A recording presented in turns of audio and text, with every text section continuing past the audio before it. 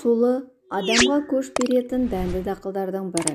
Халықтық медицинада қаншама жыл тәжірибеден өткен сұлының қай дертке де шипасы тиеді. Оны қайнатып, езіп, ботқа жасап және салатқа қосып та пайдалануға болады.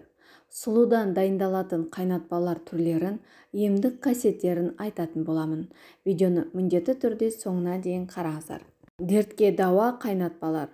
2 стакан сұлу дәніне 5 стакан қайнаған су құйып 2 минут қайнатады. Жарты сағат суытқан соң сүзгіден өткізеді. Қайнатпаны 2 ай бойы күніне 3 рет аз ішерден жарты сағат бұрын ішеді. 1 ай үзіліс жасап, емді қайта жалғастырады.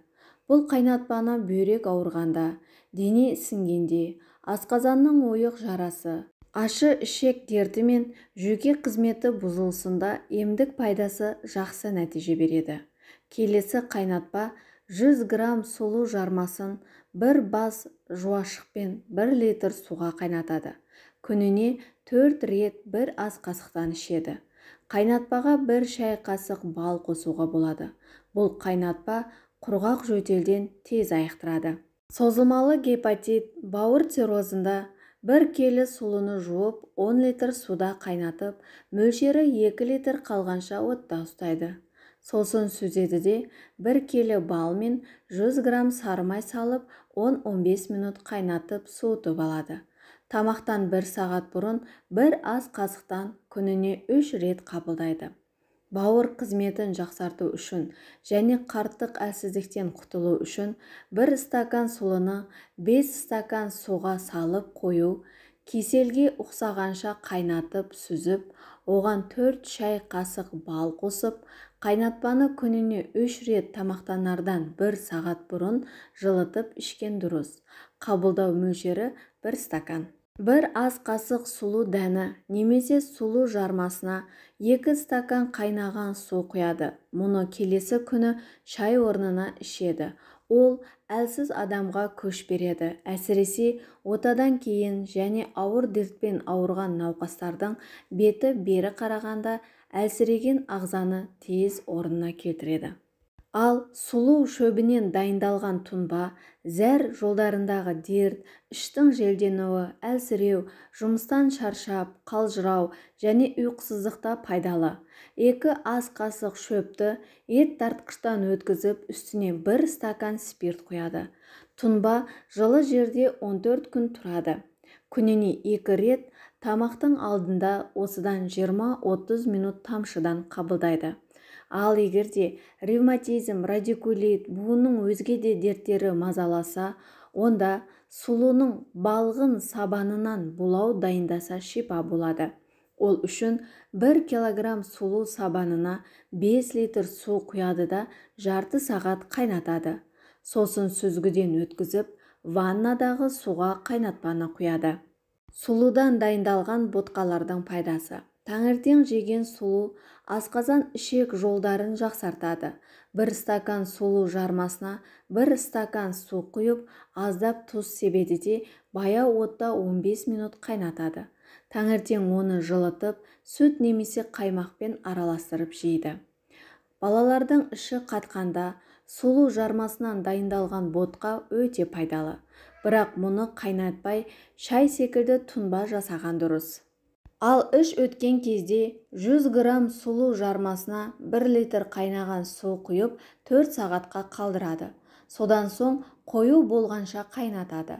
Мұны күні бойы жейді. Ботқа салмақ тастауға да көмектеседі. Диетаны 7-10 күн ұстайды. Сұлудан дайындалған ботқаға қант, тұз салмайды. Бұл күндері сұлудан дайындалған өзге де азық түлікті жей алады. Сонымен қатар ботқаға таңертең кептірілген жемістерді қосуға болады. Теріні тазалайды әрі нәрлендіреді. Теріні тазалайтын косметикалық зат ретінде пайдалана аласыз. Сұлу жармасын ет тартқыштан немесе кофе ұнтақтағыштан өткізіп, 2 ас қасығына қайнаған су құйып, ботқа жасайды. Масканы бетте 20 минут ұстайды. Ұнтақталған сұлу жармасына 1 шай қасық ас содасы мен 2 шай қасық тұз қосып су құяды. Қою болған масканы бет пен мойынға жақса, теріні тереңнен тазартады. 2 ас қасық бал, 1 ас қасық қою қара шай, 2 ас қасық сұлу жармасын, жарты ас қасық зәйтүн майымен барлығын бірге араластырып, бетіңізге 15 минут ұстайсыз. Артынан жылы сумен жуады. Құрғақ бет терісі үшін сұлы ұнынан жарты стакан сүтпен араластырып қайнатады. Суыған соң 1 ас қасық бал қосып, бетте 20 минут ұстап тұрады. Артынан жылы сумен жуып тастайды. Сұлының химиялық құрамы мен құнарлығы жайында айтып өтетін болсақ, сұлының пайдасы оның бай құрамымен байланысты. Бұл дақылда салмақты қалыптандыратын, қандағы холестерин құрамын қажетті деңгейде ұстап тұратын, тамырларды атеросклерозды түйіндерден тазалайтын көптеген пайдалы заттектер бар. Бұлар В, Ф, А, Е, крахмал, көмірсулар, ақуыздар, майлар, ферменттер, аминақышқылдары, минералды тұздар, эфир майы және де қант. Сонымен қатар микроэлементтерден бірегей жиынтығында атап өткен жөн.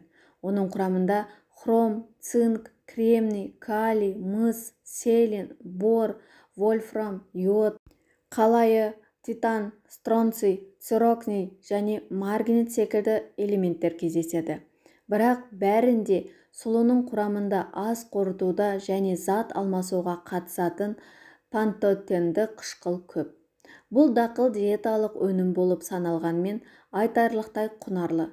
100 грамм өнімде 300 калория бар. Сұлу дәнінің құрамы крахмал 60%-ға дейін, ақуыз 14%-ға дейін, майлар 90%-ға дейін. Пайдалы тұстары көп болғанына қарамастан, бұның қарсы көрсетілімдер де бар. Сұлыны өт жолы ауыратын, бүйрек жеткіліксіздігінде байқап қолданған жөн. Әрқашан емдеуші дәрігермен кеңескен және өзіңізге қатысты ерекшеліктерді нақтылап алған жөн. Сұлыны ағзаның жеке қабылдамауы. Сұлыны қолдану аясы өте кең. Сұлу халық медицинасында, кулинарияда, косметологияда, тігін және қағаз өндірісінде де, құрылыс материалдарды өндірісінде де пайдаланады. Сонымен қатар, сұлыны шаруашылықта алар орны ерекше. Біріншіден, ол құнарлы мал азығы.